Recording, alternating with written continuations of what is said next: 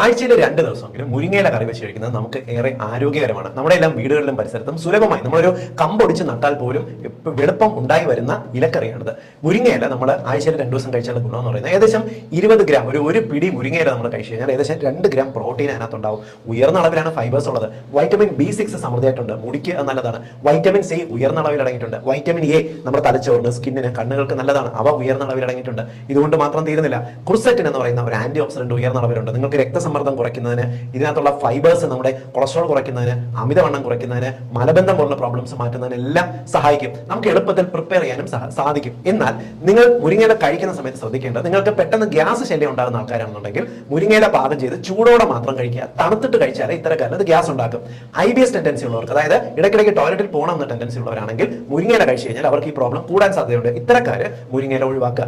ബാക്കിയുള്ളവര് ചൂടോടുകൂടി, അതായത് പാകം ചെയ്ത് ചൂടോടുകൂടി മുരിങ്ങയില രുചികരമായി കഴിക്കാം.